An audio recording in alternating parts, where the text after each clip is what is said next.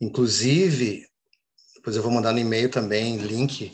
Se vocês acharem a minha página do YouTube lá,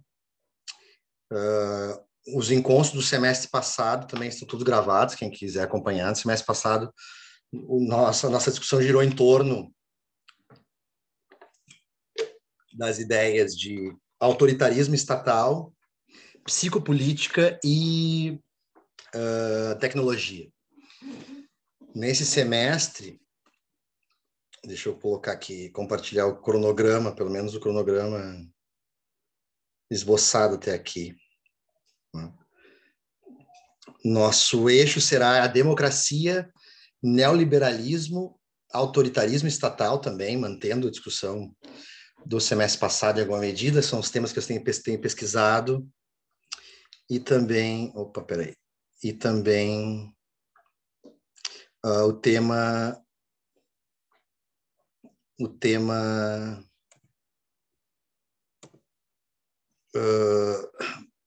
ligado aí, você mais ou menos vou tentar fazer uma espécie de continuação do que foi trabalhado no semestre passado, seria uma correlação, né? Mas enfim, agora sim eu posso compartilhar aqui com vocês.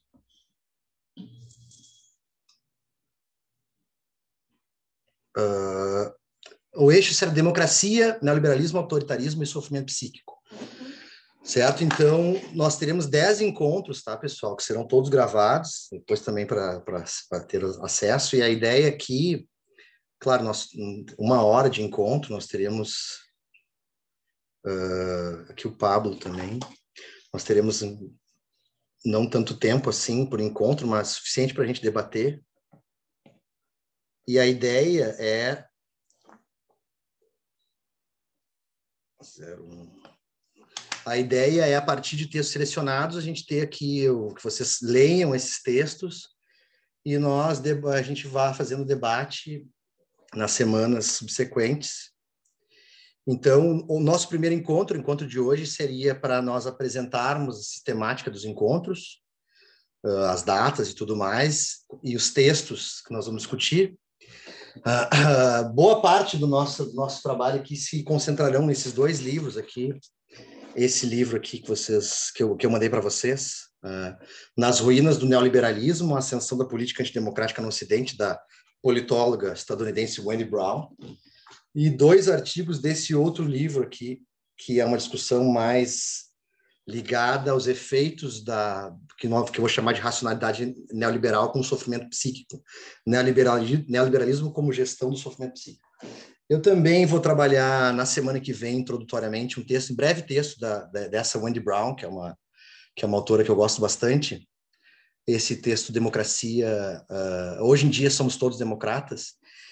E eu também pensei, na semana passada, o texto que eu não mandei para vocês, 2 encontros que nós vamos falar sobre um livro de um jurista e filósofo grego chamado Costas Douzinas, né? Que aí é uma discussão ligada a elementos do paradoxo, do que ele chama de paradoxo dos direitos humanos, tá?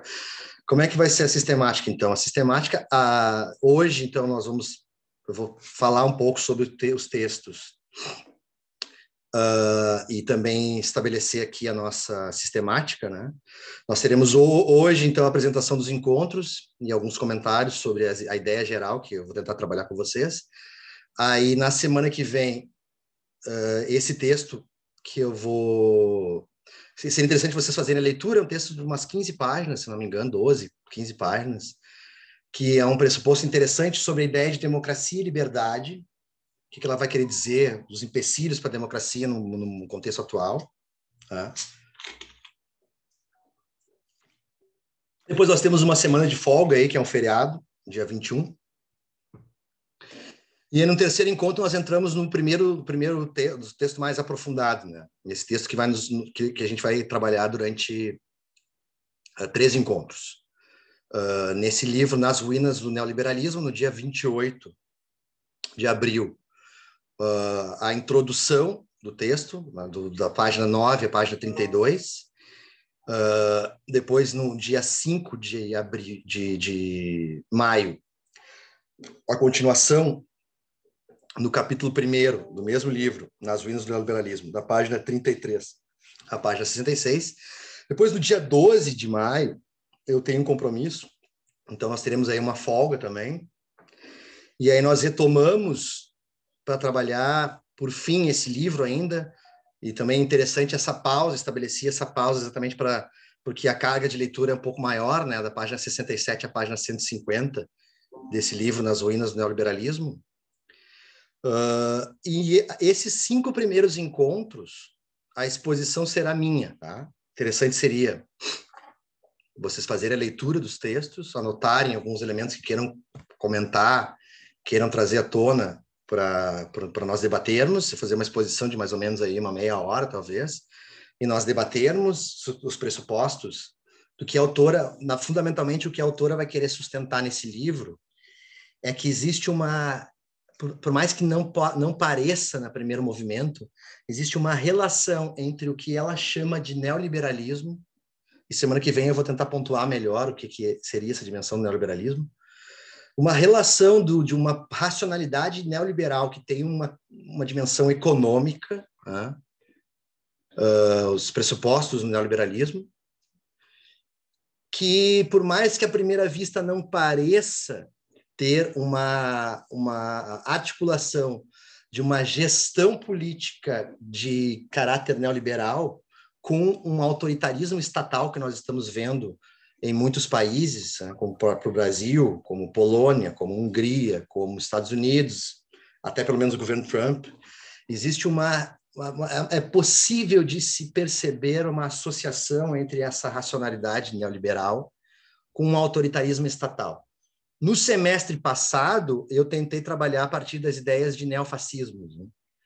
Quem acompanhou o semestre passado, eu tentei falar no início do semestre sobre o nazifascismo de ontem, tentando pegar a partir da ascensão de Mussolini, a ascensão de Hitler, como aconteceu no século XX a ascensão do nazismo e a ascensão do fascismo, e como isso ainda pode ser articulado com uma repercussão, né? Nós temos ainda efeitos de posturas nazifascistas no contexto político contemporâneo. Então, no primeiro momento eu falava sobre o nazifascismo de ontem, nazifascismo, e depois entrarmos numa dimensão do nazifascismo de hoje, mas eu não fiz no semestre passado uma articulação tão intensa, fiz em alguma medida, mas não de forma tão intensa assim na aproximação desse autoritarismo estatal com a racionalidade neoliberal. E esse é o gancho, essa é a articulação que se comunica com o semestre passado. Né? Então, comecemos lá, vários encontros falando, que está tudo lá para vocês assistirem, quem quiser, né? Nessa relação entre o que seria eu iniciei o semestre passado falando sobre como há uma dinâmica potencializada em fascismos na própria natureza humana, o ódio como um afeto político, falei bastante sobre isso, né? Nós nos relacionamos de forma muito mais simplificada a partir do ódio do que da compaixão, né? E isso na política é fundamental. Eu falava semestre passado, né? Por exemplo, muito pouco provável que um político consiga ascender em cargos de alto escalão, por exemplo, em presidências, né? Se ele tiver um discurso tão somente agregatório, é uma marca da política a busca por inimigos e a capacitação, a solidificação de instrumentos políticos sinalizados a partir de ódios em comum. O fascismo se construiu dessa forma, o nazismo se construiu dessa forma, o inimigo, né, o judeu, o comunista, o estrangeiro, e tudo isso é uma marca da política, né? O ódio como significante político fundamental, que eu trabalhei semestre passado. Depois, no segundo momento, eu entrei numa discussão ligada à ideia de tecnologias, como a tecnologia, hoje em dia, ela pode vir a fortalecer esse horizonte de ódio, né? Então, esse foi o tema do semestre passado, né? Então, a conexão seria nesse sentido. Agora vamos analisar como uma teoria supostamente estritamente econômica pode servir a sustentar também uma racionalidade autoritária. Então, esse é o diálogo que bebe muito dessa questão ligada ao ódio, o ódio como um afeto humano fundamental. Então, essa é a conexão com o semestre passado, e depois de nós termos esses primeiros 5 encontros que eu farei a exposição, e depois um debate, depois nós entraremos numa discussão que vai envolver, estaciona um pouco, para não ficar um tema tão especificamente ligado ao neoliberalismo. 2 encontros nós vamos trabalhar sobre isso que o Costas Dosinas chama de paradoxos dos direitos humanos. Vamos analisar o primeiro capítulo e o 5º capítulo. Então, aqui existe uma conexão com que o sentido geral do que eu quero atribuir no nosso pensamento, mas tem a relação com a ideia de direitos humanos e democracia também, né? Então, nesse primeiro capítulo, ele vai falar sobre essa dimensão paradoxal dos direitos humanos. Os direitos humanos nascem, se articulam com uma dimensão ligada a uma narrativa que acabou se tornando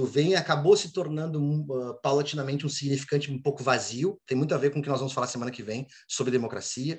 Direitos humanos e democracia podem não significar nada, porque nós vemos aí políticos falarem em democracia, políticos falarem em direitos humanos, e tem posturas práticas totalmente contrárias aos direitos humanos e à democracia. Então, esse primeiro capítulo desse livro, O Fim dos Direitos Humanos, trata sobre isso. Depois nós vamos trabalhar o 5º capítulo, que vai tentar analisar, é uma discussão um pouco mais histórica, para quem gosta de história, né? Como a questão ligada aos elementos das revoluções, a Revolução Americana, a Revolução Francesa, lá do século XVIII, como o berço jurídico dos direitos humanos em termos contemporâneos, assim. E aí ele vai colocar como essas questões ligadas às revoluções e à formação dos direitos a partir da ideia de cidadania, direitos humanos a partir da ideia da cidadania, pode significar também aí algo que não consegue se colocar de forma tão prática assim em relação aos direitos humanos. Tá? E depois, nos encontros 8 e 9, nós voltamos a trazer a discussão envolvendo neoliberalismo, mas aí um ponto que eu acho muito interessante nós abrangermos a discussão de uma forma mais interdisciplinar, de uma forma mais abrangente. Tudo que eu faço, eu tento dialogar com filosofia política, com a psicologia, com o cinema, com a sociologia. Quem me conhece sabe disso. E aí, então, nós vamos destinar 2 encontros para falar sobre os efeitos psíquicos do neoliberalismo. Aí.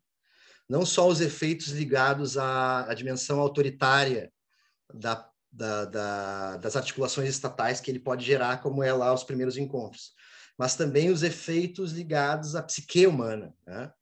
A partir, então, de 2 textos desse livro, que eu também já trouxe para a maioria, vou encaminhar depois para vocês. Vou mandar um e-mail para todo mundo de novo, tá, pessoal?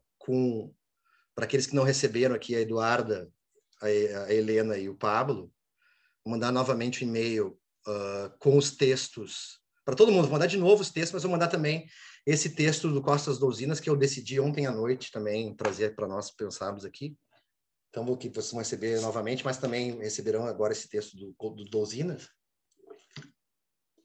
Então, seria um texto de um filósofo paulistano chamado Vladimir Safatli, chamado A Economia. Primeiro artigo desse livro que eu mandei para vocês. A economia é a continuação da psicologia por outros meios, sofrimento psíquico e neoliberalismo como economia moral, das páginas 17 a 46, e depois um último encontro assim mais formalizado que nós temos é também um texto de um psicanalista que eu gosto muito, chamado famoso Christian Dunker, chamado A Hipótese Depressiva, nesse mesmo livro aí, Neoliberalismo como Gestão do Sofrimento Psíquico. Certo? E aí, o último encontro, já para o final do semestre. O final do semestre começa já o número, você já tendo uma série de tarefas do semestre, o número de pessoas presentes aqui na nossa aula síncrona, nosso encontro síncrono começa a diminuir. Então, eu deixo esse último encontro para um debate de encerramentos, mas também eu sempre deixo esse encontro sem uma leitura específica, porque é muito possível, é muito comum de debates a gente não conseguir esgotar nessa 1 hora, essa hora não ser suficiente para nós esgotarmos aí a grandiosidade dos elementos que estão relacionados ao que estava estabelecido para aquele dia. Então, no final, ou a gente faz um encontro geral para debater o semestre, ou então a gente usa esse encontro para continuar um debate sobre algo que não conseguimos terminar. Ok? E aí, pessoal, então, os primeiros encontros, eu solicito a leitura, mas a exposição fica ao meu encargo. E já a partir do sexto encontro, nos 4 textos subsequentes, para também não monopolizar tanto a palavra, e é bem interessante para aqueles que têm um interesse acadêmico maior, eu gostaria que vocês semestre passado não fiz isso, mas esse semestre também algumas pessoas me comentaram isso também. Vou possibilitar que alguns espontaneamente se coloquem à disposição para fazer a leitura do texto, destacar os elementos centrais desse texto, talvez assim um documento de Word para viabilizar para todos os colegas, e fazer uma exposição geral de mais ou menos 20 minutos, 30 minutos no máximo, desses elementos, ou elementos até que não foram muito bem, não ficaram tão claros assim, para que a gente possa debater. Então, aqui nesse primeiro dia, também é importante, eu queria ver 1 ou 2, ou até máximo 3 pessoas que tivessem interesse em se comprometer em apresentar para nós aí algum desses 4 textos. Claro, é tudo, não tem avaliação, não tem nada, é tudo uma questão também para eu não monopolizar tanto assim a palavra, e vocês têm um espaço também aí para aqueles que têm muito interesse em pesquisa, que vocês também possam participar dessa exposição. Então, eu pergunto aí dos que estão presentes aqui agora, quem teria interesse em apresentar um desses 4 temas, um desses 4 textos, para nós, a partir lá do dia 26 de maio, para nós começarmos. Eu teria interesse. Eu também. Não consigo atualizar ainda as temáticas, mas eu tenho interesse em fazer uma apresentação. Tá. Eu também tenho interesse. Então, vocês sabem o que já? Qual dos 4? Eu também tenho Eu não interesse. recebi essa folhinha, prof. Se tu puder Não, me enviar por mandei. e-mail. Eu não mandei, eu vou mandar esse cronograma também já no outro e-mail com o material que falta, e também já para botar o pessoal que se inscreveu depois ou não se inscreveu. Tá? Mas aqui, só para tentar, eu queria ter pelo menos não precisamos decidir isso totalmente hoje, mas se pudermos já deixar mais ou menos engatilhado. Esse primeiro texto do Douzinas, ele vai tentar problematizar exatamente lá o chamado triunfo dos direitos humanos, em linhas gerais, como os direitos humanos se colocam nessa dimensão paradoxal. Né? Eu vou trazer também, eu vou escanear também a introdução do livro, que é o primeiro movimento aqui seria a introdução do livro, um pouco mais, né?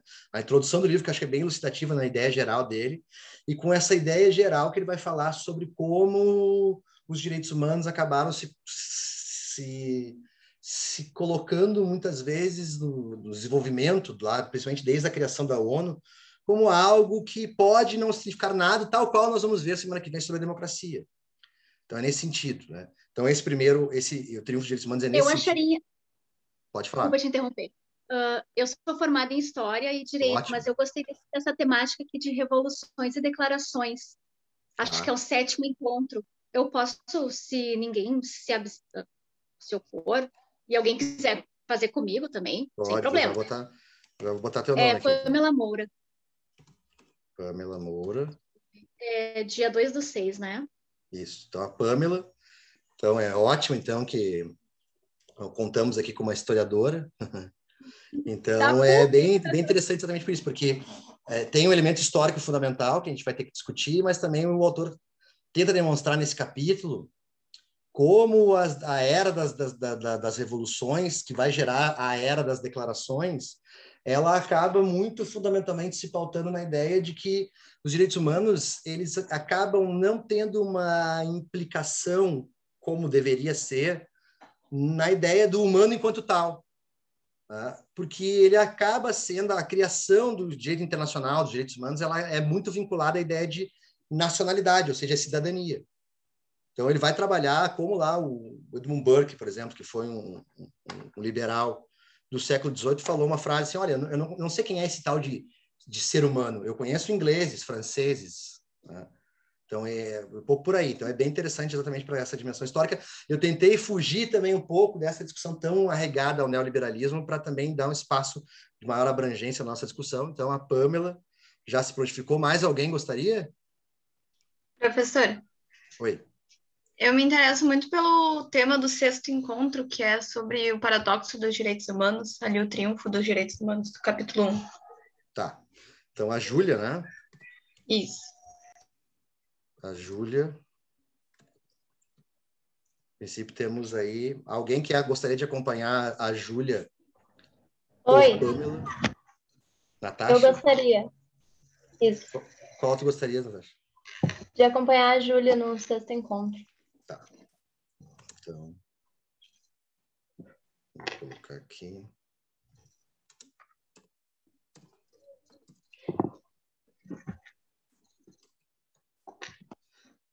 Certo. Quem está aí, quem gostaria de aí trabalhar de uma dimensão aí mais ligada aos efeitos psíquicos do neoliberalismo?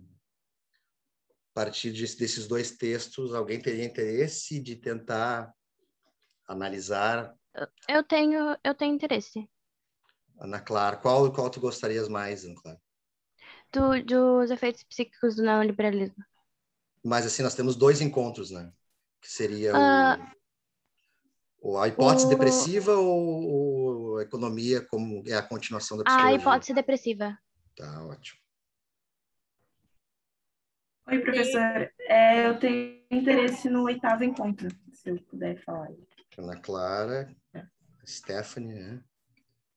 Eu do dia 9. Então, Stephanie.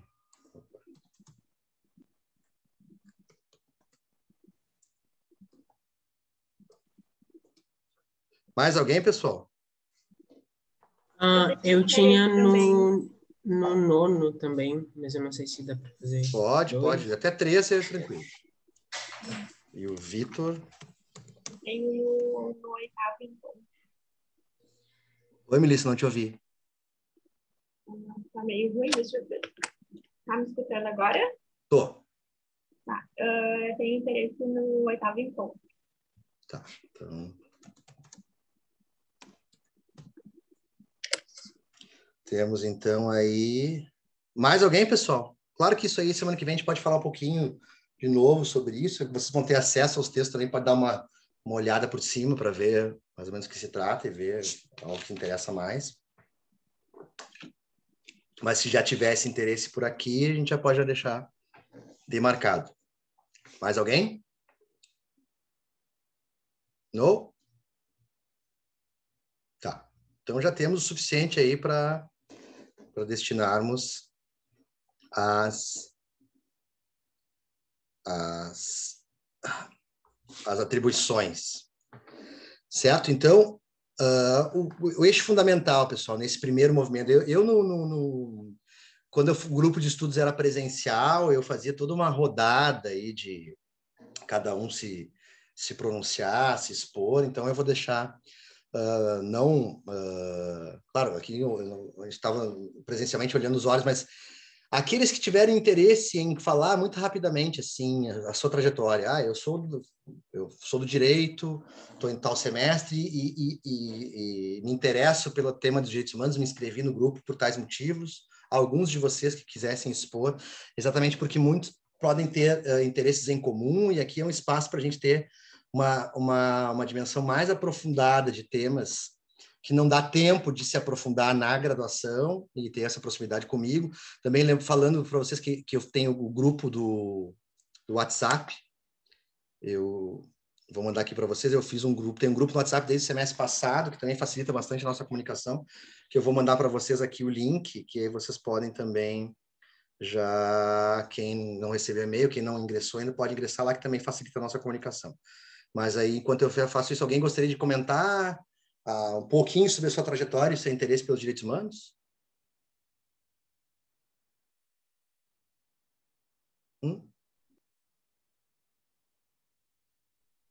Posso começar falando.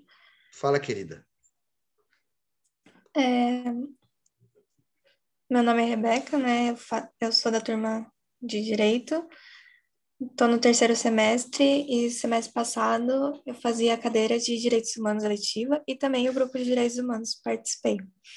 E eu gosto muito desse tema, é um tema que me atrai muito, então eu decidi continuar fazendo o grupo, participando do grupo, né? Certo, obrigado. Quem mais? Eu posso falar. Meu nome é Helena, eu recém entrei na PUC, eu tô no 1º semestre de Direito, e eu me interessei por esse grupo de estudos de direitos humanos porque eu acredito que deve ter alguma coisa a ver com o direito nacional, eu ainda tô aprendendo e quero ver mais coisas, porque é uma área que eu tenho interesse, né, direito nacional e direito empresarial, não sei qual das eu vou seguir ainda, mas enfim, espero gostar bastante. Certo. Quem mais? Vocês estão me escutando bem? Eu acho que meu microfone às vezes dá uma falhada. Mas estou te ouvindo. Meu nome é Melissa, eu me formei em Direito no ano passado e agora estou fazendo pós em Direito Penal e Criminologia pela PUC e sempre gostei de Direitos Humanos e também gostei bastante da matéria que o professor lecionou, Crimes de Ódio, e resolvi continuar estudando mais, então, através desse grupo. Ótimo, que bom, querida. Isso aí. Mais alguém? Eu vou querer me apresentar também. Meu nome é Joana, sou advogada formada pela Universidade Federal de Pelotas e atualmente estou cursando a pós-graduação da PUC em Direitos Humanos. Eu sempre me interessei bastante por direitos humanos, especialmente a questão migratória, refúgio. Eu até assisti uma palestra sua, professora, aqui em Pelotas, uma vez, uns 4 anos atrás. E é isso aí, tenho bastante interesse, estou na expectativa aí pelo grupo. Legal. E tu já teve aula comigo lá Já assisti essa aula, muito boa. Com a Djamila? Mais alguém? Bom, eu vou falar um pouquinho da minha trajetória. Eu fui aluna de História da PUC, eu concluí o meu curso de História aí, no prédio 5. E eu depois fiz o curso de Direito, também já concluí.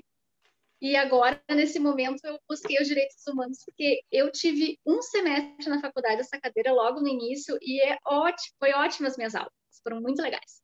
Eu fui aluna do professor Ivar, e eu acho interessante uma temática de pesquisa para criar artigos, para, quem sabe, depois partir para fazer uma pós ou um mestrado mesmo na área, que eu acho que tem muito tema para fazer. Muito. É uma área bem interessante. Tem muita coisa, exato. Mais alguém? Oi, meu nome é Stephanie, né? Eu estou no 3º semestre e eu me interessei pelo grupo principalmente porque eu fiz a eletiva de Direitos Humanos no semestre passado também e achei muito interessante. Aí eu achei que o grupo era uma oportunidade de aprofundar isso e aprofundar as coisas que a gente via lá. E quem sabe uma área que eu me interesse cada vez mais. Certo. Vou me apresentar também. Meu nome é Júlia, eu estou no 1º semestre de Direito e no 3º ano eu tive a experiência de participar de grupos da minha escola de Direitos Humanos para debater e começar a pensar sobre o assunto. E é um tema que eu sempre me interessei bastante, tipo, é uma coisa que eu gosto de aprender e gostaria muito de me aprofundar. E aí eu entrei no grupo e tô com as expectativas muito boas. Ótimo. Mais alguém gostaria de fazer algum comentário? Eu também vou me apresentar, então. Sou a Natasha, eu entrei agora na PUC, faz uma semana, é tudo muito novo para mim ainda. Eu me interessei pelo grupo de Direitos Humanos, porque eu fiz um semestre de Ciências Sociais e eu tratei um pouco dessa questão de direitos humanos, então eu vi o grupo de estudo como um jeito de tentar me aprofundar mais nisso, que é uma coisa que eu acho muito interessante. Daí eu estou aqui, estou com bastante expectativa também, que nem a Julia, acho que vai ter uma experiência muito legal. Ótimo. Quem mais? Eu posso me apresentar? Claro. Meu nome é Jaqueline. No finalzinho do ano passado, eu participei também do grupo do professor Gustavo. Eu sou advogada, formei na FDCM, estou terminando o curso de mestrado, né, falta apresentar a dissertação. Me interessei pelo tema de direitos humanos devido ao tema do mestrado, onde eu comecei a me encontrar, referente aos refugiados sírios. E eu acho que é bem interessante esse grupo, porque vai dar um norte bacana para mim. Que bom, me lembro de ti, né? Nosso encontro lá da Brasd, né? Isso, foi lá que eu conversei. Sim. Mais alguém, pessoal?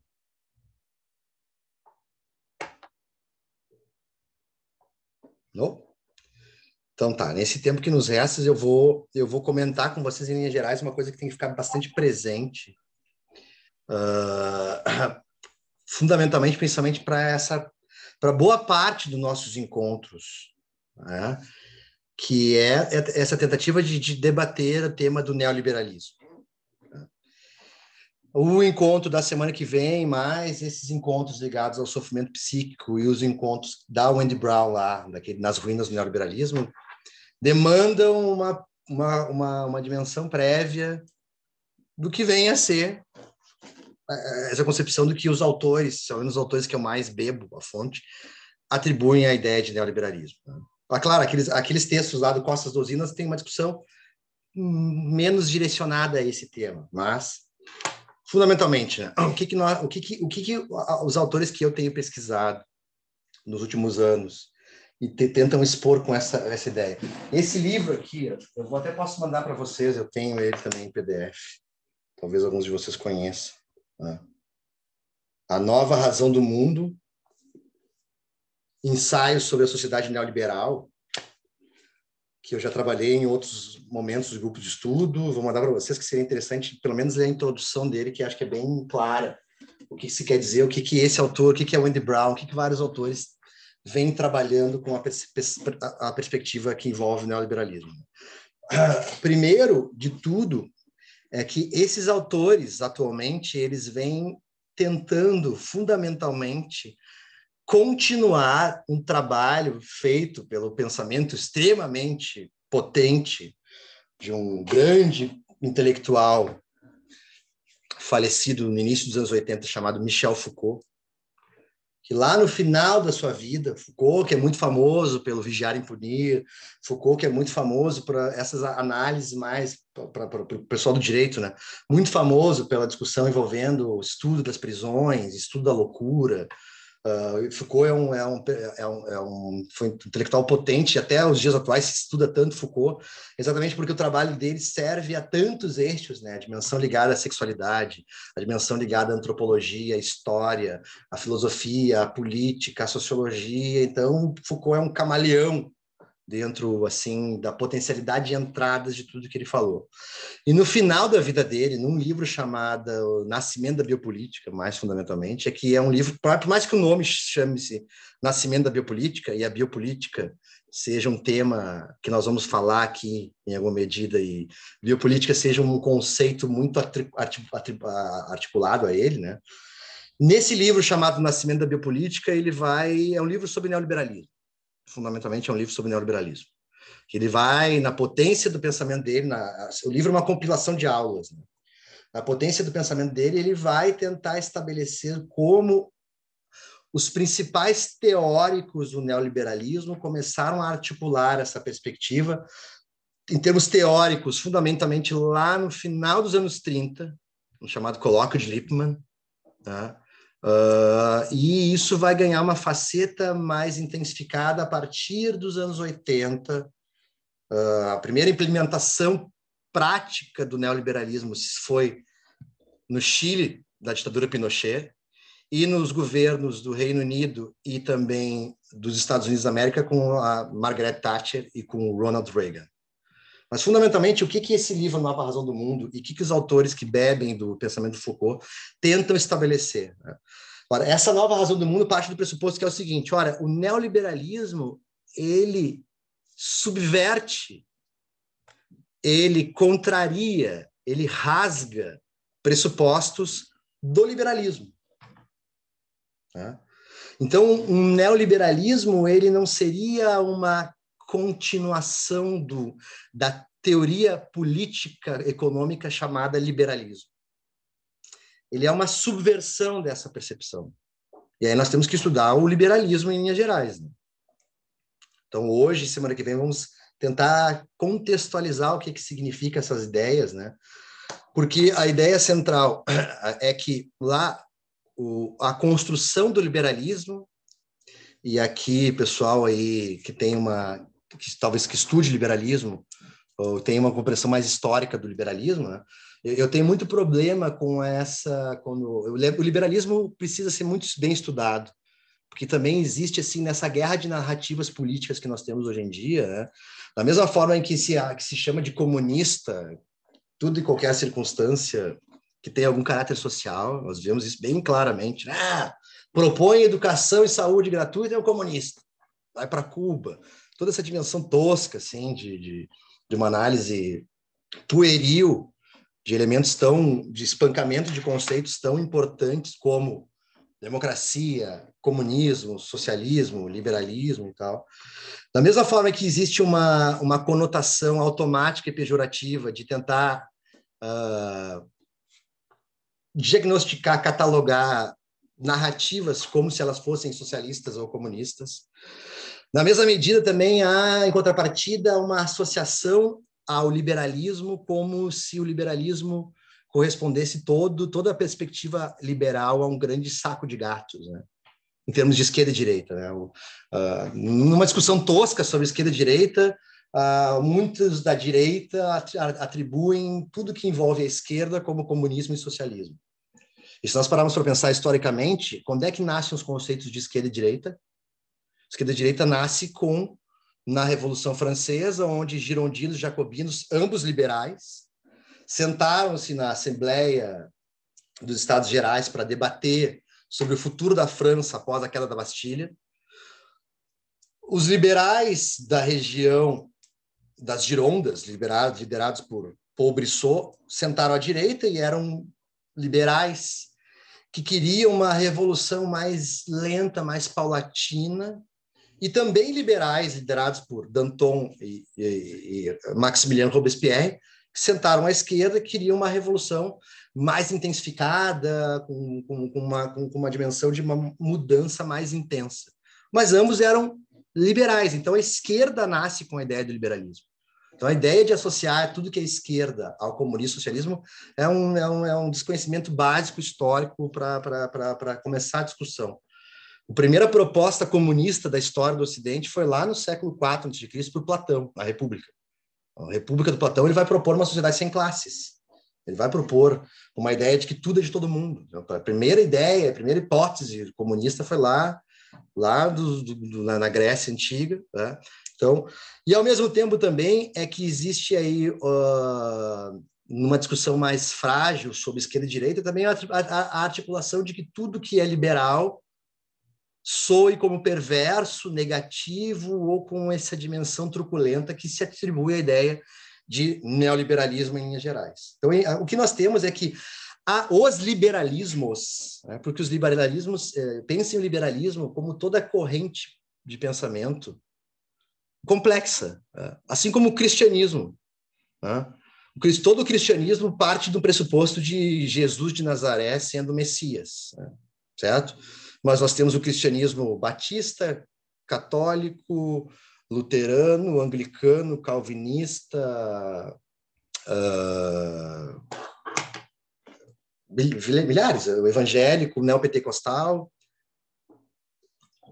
Então, o que une a teoria liberal? O que os teóricos liberais começaram lá no século XVIII a desenvolver, o seu pensamento XVII, XVIII, começaram a pensar a sua premissa? Todo liberal, o que atribui a ideia de liberalismo?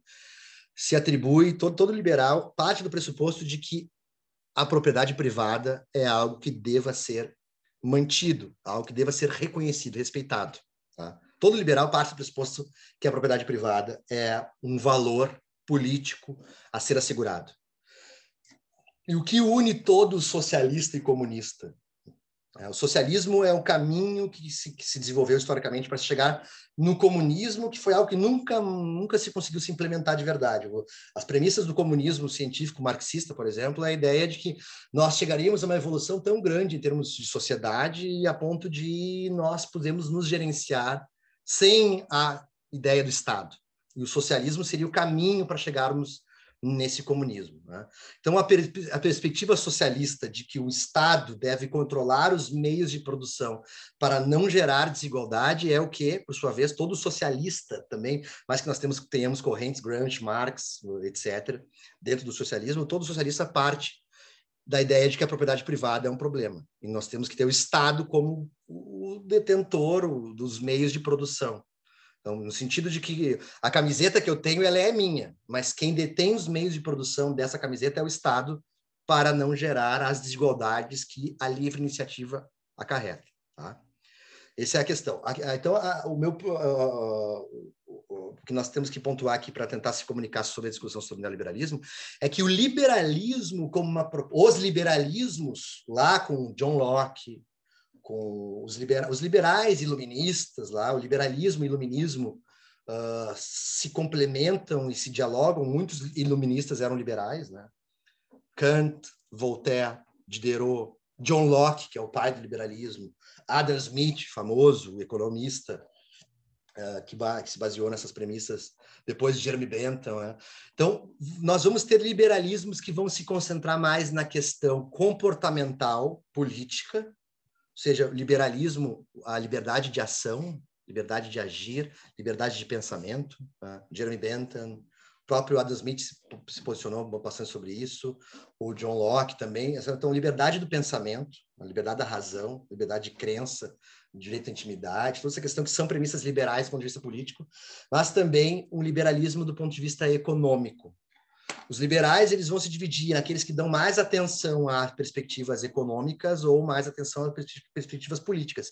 Mas isso é uma coisa interessante de se tratar aqui nesse primeiro encontro, fundamentalmente, é que essa dissociação que é muito comum nós vermos nos discursos empobrecidos no Brasil, por exemplo, não só no Brasil, por exemplo, de eu sou liberal na economia e conservador nos costumes, trai a própria ideia do liberalismo. Tá? Seria, para as perspectivas liberais, seria impossível dissociar o liberalismo do campo econômico do liberalismo do campo político. Então, é muito provável, vocês que têm interesse em direitos humanos já tenham se deparado com essa tentativa de divisão, né? Não, eu sou liberal do ponto de vista econômico, mas do ponto de vista dos comportamentos, costumes, eu sou conservador. Por que isso trai? Por que o liberalismo econômico desconectado do liberalismo político é uma traição às premissas liberais gerais? Né? Todo liberal de verdade ele vai ser muito contrário a uma demasiada investida do Estado na economia, porque ele vai dizer que vai gerar uma série de problemas e tal. Muitos argumentos bons, mas também por que essa desconexão ela acaba traindo as premissas liberais? Aqui nós podemos pensar um exemplo bem simples, né? Vamos supor assim, se o liberalismo, se uma pessoa se posiciona no sentido de, olha, eu sou liberal na economia, eu acho que a livre iniciativa é um valor que o Estado deve incentivar para as pessoas lá, a ideia de empreendedorismo, todas essas questões que a gente vê cada vez mais sendo faladas. Quem me conhece um pouco melhor sabe que eu tenho um pouco de alergia a esse mantra, a esses discursos que eu chamo de empreendedocracia, né? Essa ideia de articular no sentido de uma meritocracia extrema, totalizada, que todo mundo tem as mesmas condições para empreender e tal, com esses mantras aí. A bibliografia, eu gosto de... Quando eu ia em bibliotecas, agora não dá por causa da pandemia, mas lá ver os best-sellers, né? Como ser um empresário eficaz, como atingir o sucesso. E o sucesso tem muita relação a essa questão de uma certa autoajuda econômica, no sentido, assim, mais de desenvolver o seu diferencial.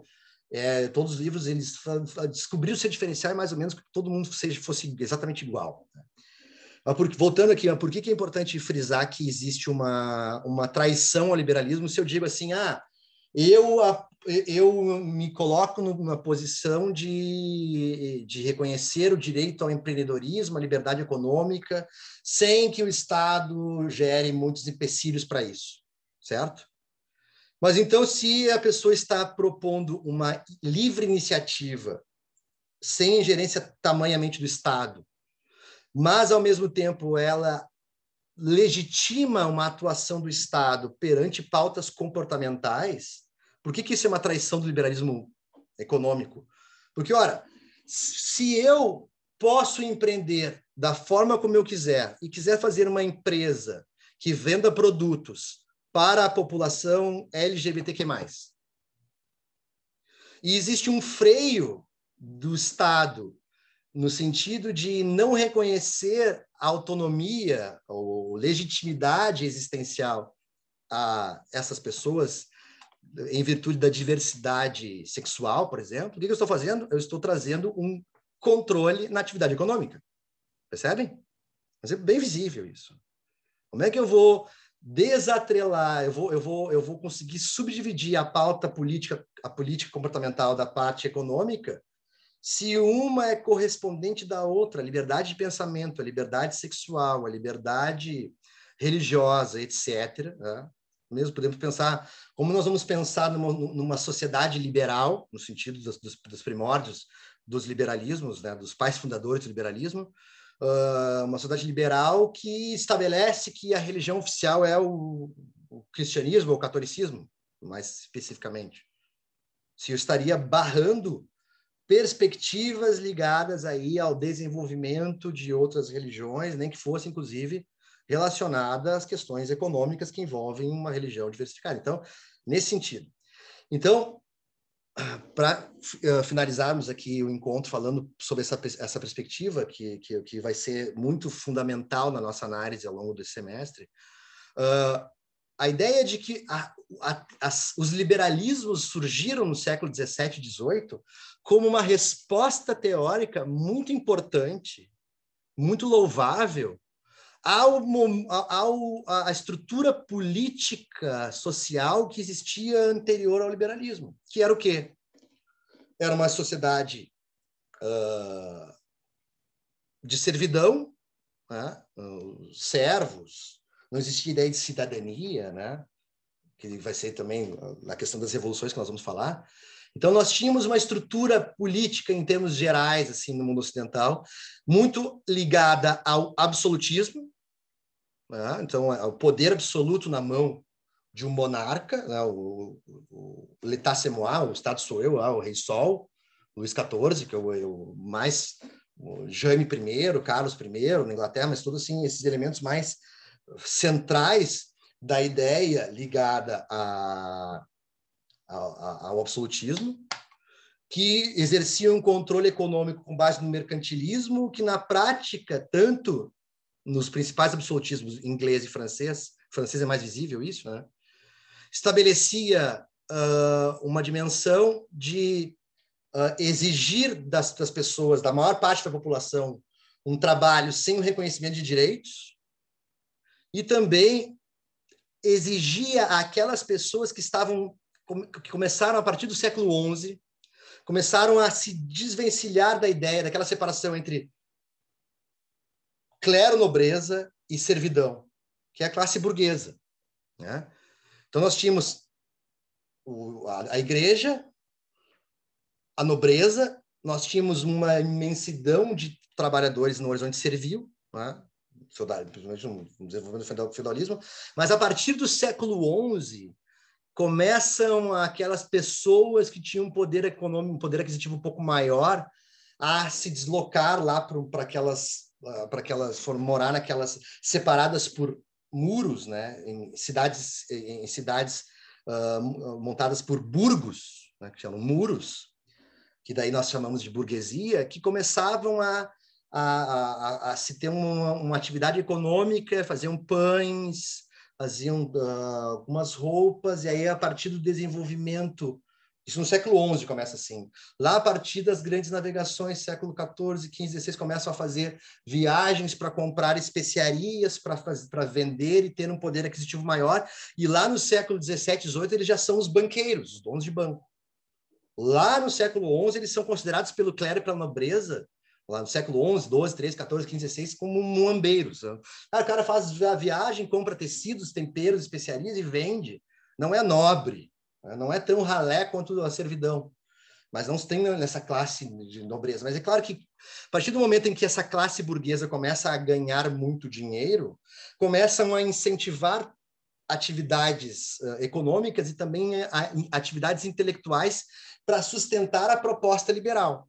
Então, John Locke, Adam Smith foram muitos financiados pela burguesia, Montesquieu e tal, para que se estabelecessem correntes teóricas porque a premissa era a pessoa estava lá, a servidão, principalmente a burguesia, tinha uma atividade econômica e tinha que pagar daquele lucro que oferia 70% de imposto para garantir a festinha da nobreza e da igreja, os valores da igreja. Então, a resignação das teorias liberais é muito fundamentada e muito pertinente em relação a esse ímpeto absolutista ligado aí a um Estado monárquico atrelado à igreja, nessa troca de favores entre Estado e igreja, desse momento da história que nós sabemos, que fragilizava a atividade econômica, dificultava a atividade econômica em nome de privilégios da nobreza e da igreja, e do clero, certo? Então, assim que nasce a discussão liberal, muito fértil e tudo mais. Aquela velha frase do Adam Smith no livro famoso, A Riqueza das Nações, que é um catatal com 5 volumes, vai dizer assim lá pelas tantas que é preciso se incentivar a iniciativa privada, porque não é da benevolência do padeiro, do açougueiro e do leiteiro que eu tenho pão, leite e carne na minha mesa no dia seguinte. É com base no alto interesse dele. Então, se nós tivermos um Estado que não valorize essa iniciativa privada, que fundamentalmente é regida pelo alto interesse, e a pessoa tem que pagar 70% do seu lucro para o Estado, e isso vai acabar não gerando a riqueza dessas pessoas e, consequentemente, a riqueza das nações, que é o ponto do livro dele, certo? O que é? Então, esse seria o liberalismo ou os liberalismos nas suas variáveis vertentes. Nós temos liberalismos mais à direita, liberalismos mais à esquerda. Então, lembrando a premissa inicial lá, como o liberalismo surge da Revolução Francesa, as ideias que nós temos de esquerda e direita surgem do liberalismo, nós vamos ter teóricos liberais que partem do pressuposto que é o comum, propriedade privada. Nós vamos ter teóricos liberais mais à esquerda e teóricos liberais mais à direita. E o que vai definir o mais à esquerda e mais à direita é a atuação do Estado em termos de controle aí, ou em termos de implementação de direitos sociais. É mais ou menos por aí. Assim, quem não me conhece, né, ou quem está me conhecendo agora, eu sou um cara de esquerda. Não tem problema nenhum em dizer isso. E a minha discussão com muitos colegas, amigos e tal, é esse problema da associação automática à esquerda ao comunismo. Não, porque é um desconhecimento histórico, fundamentalmente, porque, por exemplo, os exemplos de países de esquerda, que geralmente são associados por uma discussão, uma narrativa mais fragilizada, assim, são, a esquerda é a Venezuela, a esquerda é Cuba, a esquerda é a Coreia do Norte. Na verdade, são exemplos falidos de governos, sim, de esquerda, mais ligados ao comunismo do que a ideia de liberal de esquerda, exatamente porque não acredita ou dificulta muito a propriedade privada. Mas, por exemplo, países como Suécia, países escandinavos, Dinamarca, são países liberais de esquerda, ou seja, acreditam na propriedade privada e atuam, Portugal, um bom exemplo aqui da Viviane, Portugal também, um governo de esquerda, que articulam a estrutura do poder ligado ao direito à propriedade privada, mas também uma carga tributária ligada à atividade econômica para garantir, pelo menos, saúde e educação de qualidade, gratuito. Certo? Agora, o que é, para finalizar mais esses minutinhos e nós retomarmos semana que vem, é isso, né? Esses autores, a Wendy Brown, esse livro que eu falei para vocês aí, A Nova Razão do Mundo, que vão partir do pressuposto de que o neoliberalismo ele é uma subversão ao liberalismo. Por que é uma subversão? Então, esse ótimo livro aqui, A Nova Razão do Mundo, eu vou mandar para vocês de novo no e-mail lá, com os colegas que não estavam presentes, para quem tiver interesse. Ele vai, até mais ou menos metade do livro, ele vai demonstrar o que vinha a ser a ideia do liberalismo e como o neoliberalismo ele acaba traindo os pressupostos liberais, porque, fundamentalmente, dois elementos que seriam a ideia de neoliberalismo. O neoliberalismo ele é pautado por uma narrativa que foi internalizada mais ou menos pela racionalidade das pessoas, por isso que é tão difícil de combater, segundo os autores, e eu concordo com eles, né? Já é um mantra tão sofisticadamente implementado nos corações e mentes das pessoas, no sentido de naturalização da concorrência, a concorrência generalizada, uma ideia de que o universo é um grande campo de caça, de que todos são concorrentes e todos contra todos, a ideia de que eu preciso, né, aqueles livros lá de autoajuda econômica que eu falei que eu tenho tanto problema, né? Desenvolver a sua diferença, o seu diferencial para não se recorrer ao Estado, porque o Estado é um problema, essa é a narrativa, essa frase da Margaret Thatcher, né? Aquela frase lá, não pergunte o que você pode fazer o que o Estado pode fazer para você, e sim o que você pode fazer pelo seu país. É a ideia do cada um por si. Né? Exatamente, a maioria dos livros famosos são sobre isso. Né? Dizem todas, para mim, dizem todas a mesma coisa. Então, a naturalização dessa ideia de uma concorrência generalizada do cada um por si e que não é da incumbência do Estado ter que atuar num sentido de estabelecer direitos sociais mínimos para se estabelecer uma relação mais ou menos justa nas relações sociais. Né? Então, fundamentalmente, a característica do neoliberalismo é a naturalização da concorrência, né? De um universo de campo de caça de todos contra todos, que existem elementos que são apontáveis de onde isso começou, o discurso lá nos anos 80, Reagan e Thatcher, o discurso do FMI, todas as crises do petróleo no final dos anos 70 que eles vão colocar, mas também é mais difícil porque é um inimigo invisível. É uma racionalidade que nós podemos perceber isso quando nós acompanhamos cotidianamente pessoas à nossa volta. Eu sempre faço essa experiência antropológica, quando eu pego o Uber, de perguntar como é que está a circunstância. Geralmente a resposta, principalmente antes da pandemia, né? Não, está tudo muito bem, está ótimo, porque eu estava desempregado e agora trabalho 14, 15 horas por dia e ganho lá 3 mil reais, que seja.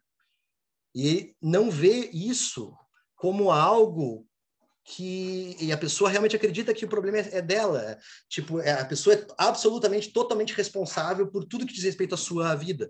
E aí, por isso que todos bebem do Michel Foucault, porque o Michel Foucault foi um autor que estabeleceu uma ideia que muitos trabalham hoje em dia, que é a ideia de empresário de si mesmo. Essa narrativa de que a vida é uma empresa. Então, eu sou absolutamente responsável pela minha vida, exatamente de não ter que contar com o Estado, porque contar com o Estado significa implicações ligadas ao comunismo, implicações ligadas ao socialismo, e eu tenho que ter essa responsabilidade. Mas o que os autores vão colocar é que quando o Estado precisa de nós, ele vai lá e pede cooperação. Nós precisamos cortar direitos trabalhistas para que venham empresas para cá. Precisamos fazer uma série de elementos, um esforço. Por isso que a Wendy Brown fala disso, que é uma dupla chantagem, né?